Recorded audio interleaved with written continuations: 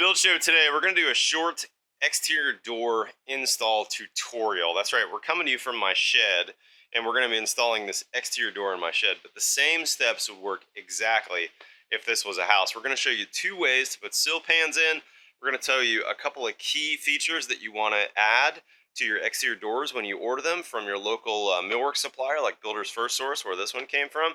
And we're going to show you some head flashing details that are critical. Today's build show is sponsored by Endura. Let's get going.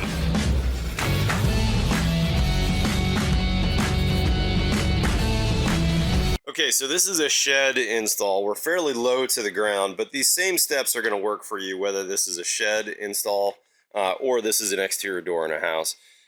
We've got our zip system sheathing in place. That's been taped already. That's really important.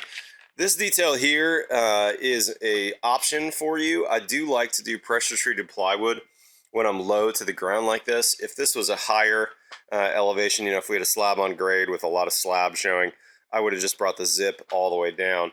But here's the key things that we need to have on hand ahead of time before this install. We want a sill pan to be pre-made, and the sill pan is critical because any water that gets onto the door, we want to make sure that that water is getting kicked to the outside. So there's the sill pan once it's in place.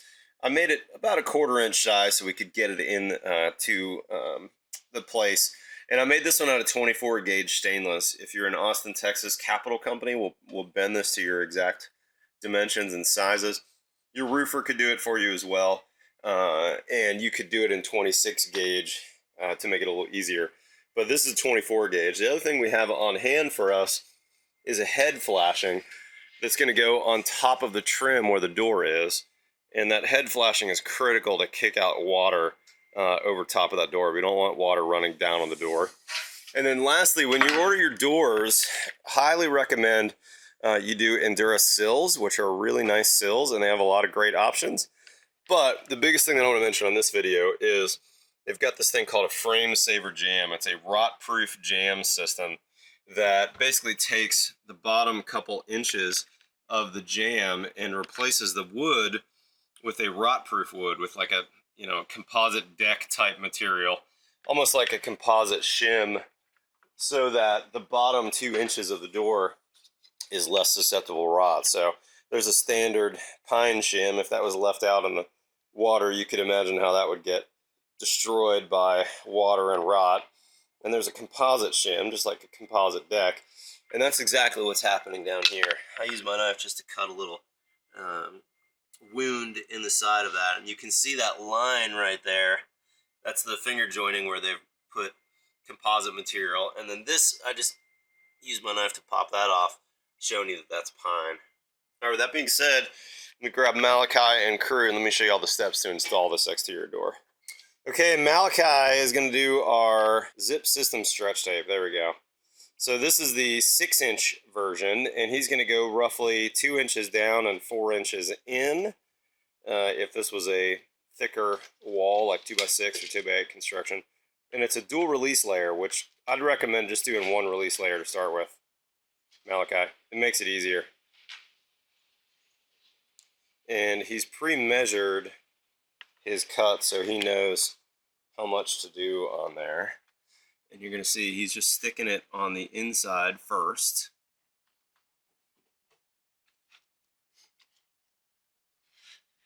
And this is going to make a sub sill pan.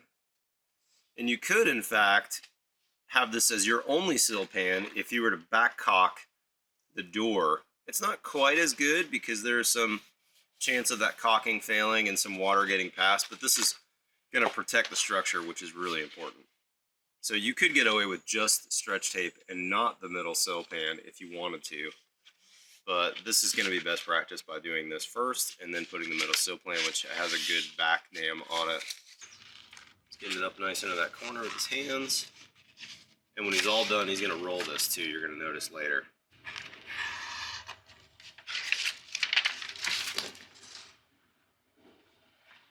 Good, Malachi. Nice work. All right, now this is where the money comes in. Check this out. He's going to pull that second release layer off. And now you're going to see the ability for the stretch tape to really show you why it's such a cool product.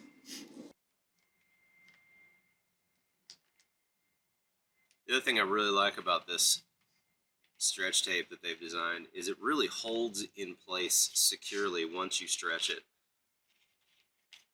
The Huber engineers did a real nice job on this product. It's a very satisfying product to use. All right, now he's going to stretch that corner out. You're also going to notice the zip system flashing tapes in first, which is below that. We're shingling correctly. Time for a little rolling. When you roll the tape, you're wetting the adhesive into the substrate and ensuring that it's going to stick correctly. This is an acrylic adhesive, and the acrylic takes, from what I understand, about 24 to 48 hours to cure. And by wetting it, you're pushing it down into the substrate with that roller, and you're really activating that adhesive onto the substrate. Stretch tape is on the bottom. That's going to protect our sill. This is an optional step that I really like, but if you omitted it, it wouldn't be the end of the world. What he's going to do is now he's going to put a piece of zip system regular tape from the sheathing onto the jamb to protect this edge right here if any moisture were to get past. This is really a best practice. And if this was a house, I'd highly recommend it. A shed, I think it's a little more optional. Okay, now Malachi has taken that zip tape on the jamb. He's going to cover that jamb up. He's going to do it in 2 layers. Probably could do this in 1 layer, but 2 is going to give your absolute best protection. That way he's going to overlap those 2 pieces of tape.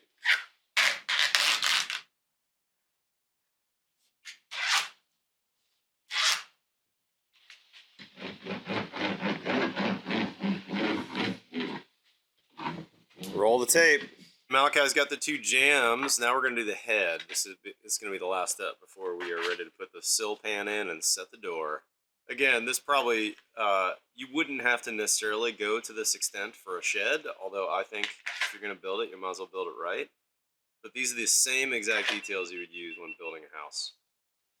I think we're going to get this door set before lunch, Malachi. I sure hope so. Really good.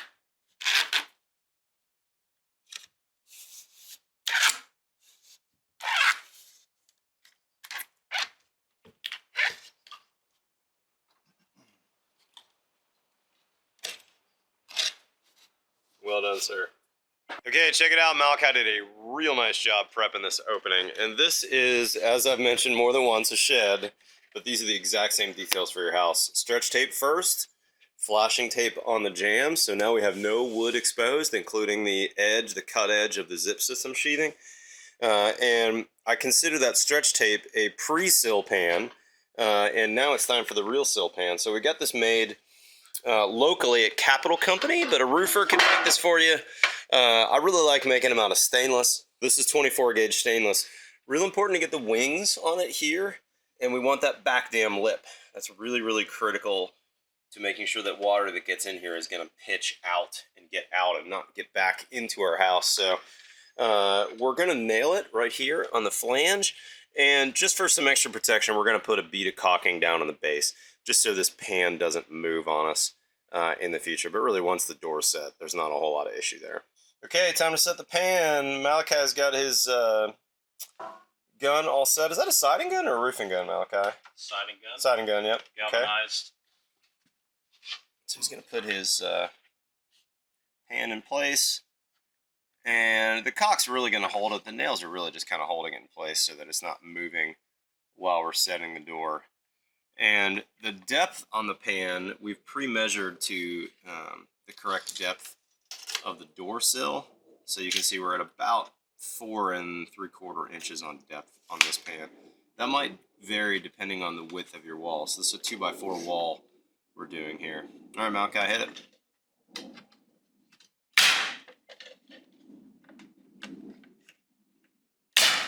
Okay, a couple prep items I want to mention. We put a level on that pan, and we are perfectly level there. We really want to make sure we're nice and level there.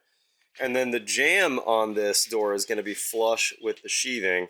So we got a tip for you there. But these blocks that come in shipping, This is just to protect the bottom of the door. The mill shop at Builder's First Source put these on. We're going to knock these off, and then you're going to be able to see that frame saver bottom. This is also composite material. The sill is an Endura sill, which I really like as well, and so we've got no rot issues there. And before we put the door down, we're going to put a couple more beads of 90-degree window and door sealant in here, and that's going to hold that door from sliding on us at the sill. It'll also keep any rattling down on that pan. But let's go ahead and knock those blocks off, Malachi. All right, notice now you can see that composite material right there on that end.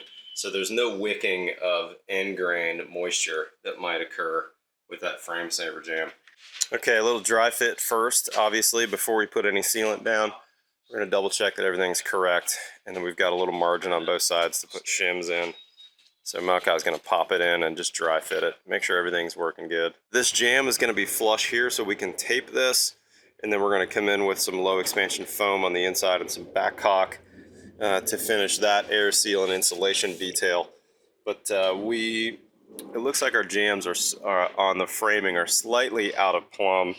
You can see that here with our gap being a little bit bigger at the top. So dry fitting it, getting it all set is the way to go, because this door needs to be perfectly plumb on both directions. We'll show you a little tip now. What we're going to do is we're going to put a 2x4 across the sheathing so we can push the door right in, because we put a level on here and we are perfectly plumb on the wall.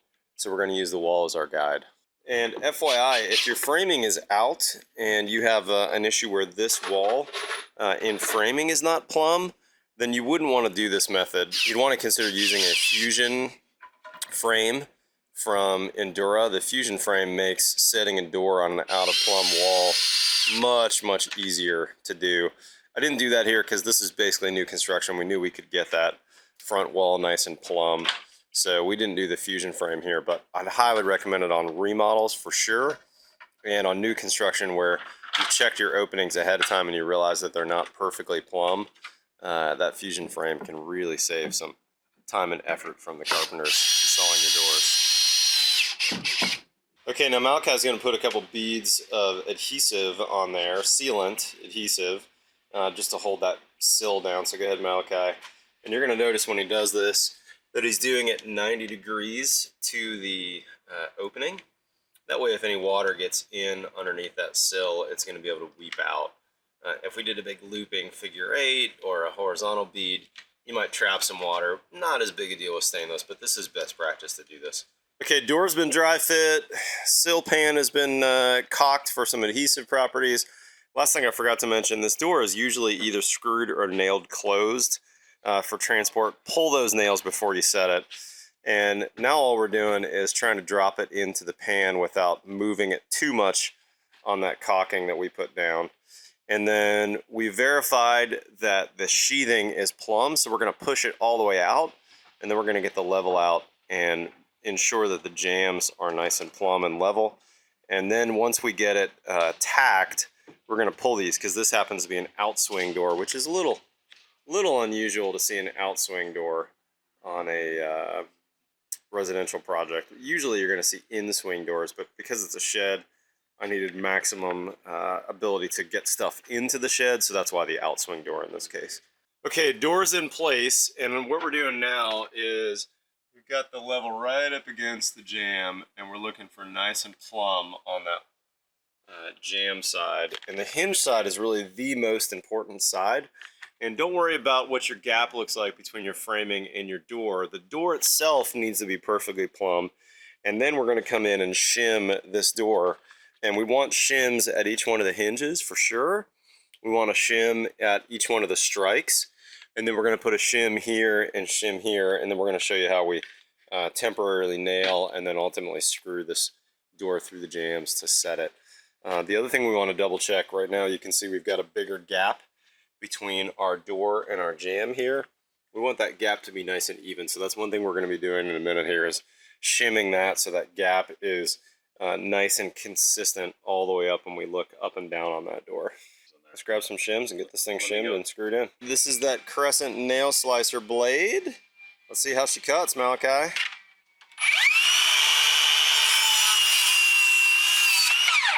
Quiet, like butter. How about that? That's a nice cut. I like that. I think that's going to last a lot longer on battery life too.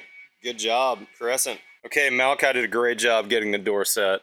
One thing you want to look at when that door is set is you want to look at your reveals around the door, and you want this gap to be consistent. And in fact, I think, Malachi, we want to actually do one more set of shims right here. Sure. Because we're a little bit heavier of a gap here. And then on the hinge side, you can see we're nice and consistent on the hinge side. And we've got shims at each one of the hinges. And then Malachi's got a nail that he used to start with, and then a screw through each one of those locations. And that's really important. We want a screw at the jamb. And then he's also got some shims at the head, and then he screwed those in there as well. So we're nice and tight in terms of keeping that frame from moving in the past. So let's add one more shim right here, and then I think we're ready to go, just to keep that reveal looking good on this door. And the next step is going to be taping this jamb to the sheathing with some zip system tape. So let's get going on that.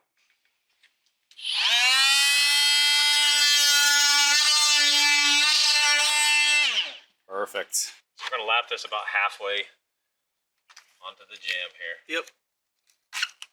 And ultimately the trim that we're going to put on and the caulking between the trim and the jamb will cover if there's a little bit of tape that's exposed. You could also use your razor knife to cut off any extra tape in the future.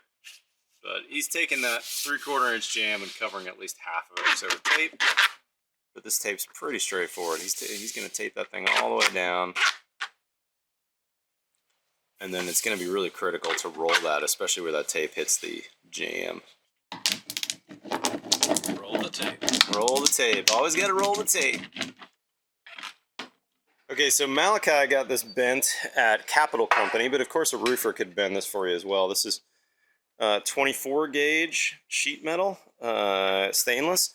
I actually think in the future I might use 26 gauge to make it a little easier to cut. But there's the profile, and let me show you how to do it. So Malachi, go ahead and take a measurement on that top.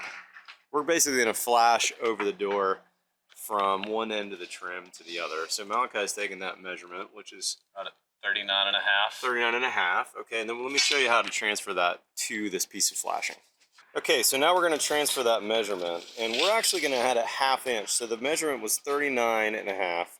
Malachi is going to mark it at 40 inches, and I'm going to show you why in 1 second. So mark 40 inches. Marking 40 right there. And then come in a 1/4 inch and mark 39 3/4. And I'll come on this side, Malachi, and mark the same thing, a 1/4 inch. Go ahead and mark a 1/4 inch in. See how he burned an inch on that so he could get a good measurement? That's always good carpenter best practice. Okay, so now we've got a 40 inch measurement for total length, and then we've got these 2 1/4 inch measurements. Here's why we're doing that, because we're going to drop some wings on this flashing. So we're actually going to cut this straight to here. Let me borrow your Sharpie. We're going to cut this straight down at a 1/4 inch. Not the best drawer. And then we're going to transfer that 1/4 inch down here. But this we're going to leave long. So this is going to be our offcut there. And this is going to be our offcut. That's going to allow us this piece that's a little longer to flap up a 1/4 inch. And we're going to do that on both sides so that we actually have a flashing that's 39.5 with 2 wings on both sides. And we'll put a little bead of caulking there. So let's go ahead and cut that, Malachi. He's got a Wiss snips here that are for a straight cut. And then he's got, I think this is called a flat seamer from Wiss as well. This is a Crescent brand. And both of those are going to allow him to cut this and then flap that up. So here we go. And like I said earlier, this is 24 gauge. I think I probably would have done this in 26 in the future just because it's a little easier to work with. The 24 is probably a little too beefy and would allow us to cut these a little easier. I always like to go beefier, but I think it actually hurts you in this case because it's hard to cut these flashings and make them look nice when they're 26 gauge. 24 is a little bit easier. Or pardon me, the other way around. 24 is harder, it's thicker. 26 is a little thinner. That's great, Malachi. finish that cut right there.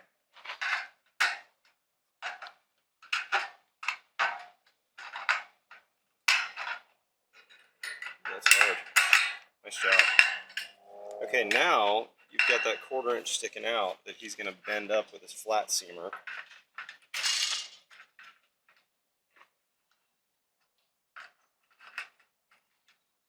There you go.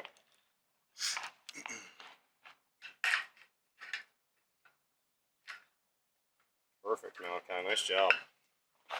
That one's done. We're going to maybe put a bead sealant right there. Kind of optional. Okay, here's our head flash. We got a wing on this end, and we got a wing on this end. Let's see how we fit, Malachi.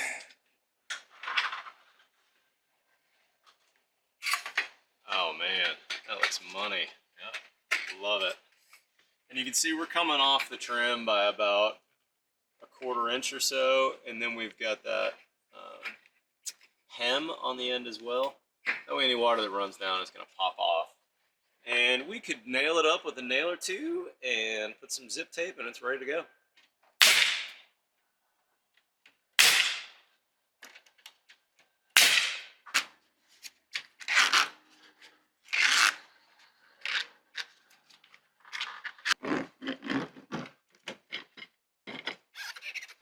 All right, so the next step is air sealing this door. And if I were to close the door behind me and make it dark in here, you see a little bit of light coming through, especially right here at the deadbolt. And I also saw a little bit of light at the sill pan. So what we're gonna try and do is seal this door. The traditional method for sealing is some low expansion foam, and that's good. We're gonna do that. This is just some great stuff foam that I picked up at the home center. And we're gonna foam that gap between the jamb and the framing. We're gonna try and foam it fairly deep though, so that foam comes out. And if it comes out too far, we can simply slice it with a knife so it's flush with the framing. And then the next step is to use a high quality sealant. I really like Big Stretch. There's other options out there for you as well. We're gonna cut this tube pretty fat, and we're gonna Big Stretch and make sure that it touches at least on the door jamb and on the framing. And we're gonna do that all the way around, including on the sill pan, between the sill pan and the floor, and also between the back of the Endura sill and the sill pan, because we wanna make sure that water or air isn't backing up through there. So that's also gonna get a bead of Big Stretch. Now there's an optional tool that you can buy. God gave you this tool, which works pretty well, but this is a one size fits all. And this set is what the professional guys use. Like if you're a glazer for a living. This is a set by Albion. I'll put a link in the description if you want one. If you're doing this for a living like I am, it's really nice to have a set of these in stainless. And this gives you different finger widths, so I can decide what's the right finger width to scrape that caulk down. And here's a tip for you. When you're using Big Stretch, don't use water on that bead of caulking before you strike it. You want to use a glass cleaner. And you definitely want to use one that's clear. So if I spray this into my hand, you'll see that this is a clear glass cleaner. It doesn't have any blue in it. And the reason why is the Big Stretch will actually soak up the color of that glass cleaner. So if I use blue, we'd make that joint blue. Now, not as big a deal here where we're gonna have, let's say, sheetrock and trim on here. But if this was an exterior caulking, we'd wanna make sure that it was clear. Okay guys, there you have it. That's all the steps to install an exterior door. Now remember, this was at a shed project at my house. By the way, I've got a full shed build video. But the same exact steps would work if this was a house, if this was conditioned space on the other side of this door. Hopefully you learned something. Big thanks to my friends at Endura. I've been using their products now for 20 years, and they make amazing stuff. But the way to buy the Endura products is by telling your millwork supplier, this is what I want when you order your exterior doors. So when you're ordering from Builders First Source, let's say, who's one of my show sponsors, when I order my exterior doors, I tell them, hey, I'm interested in some Endura products. What are my options for this door? So, you know, this is an outswing door. I got an Endura outswing sill. I got the frame saver jamb. Check out the Fusion frame also from Endura. I use that on another part of my house. Very, very cool jamb product from Endura. And also check out their air sealing products. They've got some really good door sills at the bottom that you can add that are actually adjustable. And they've got a multi-point lock system that I use in my house as well that's really nice. I'll put a link in the description to Endura. Guys, if you're not currently a subscriber, hit that subscribe button. We've got new content here every Tuesday and every Friday. Follow me on Twitter and Instagram. Otherwise, we'll see you next time on The Build Show.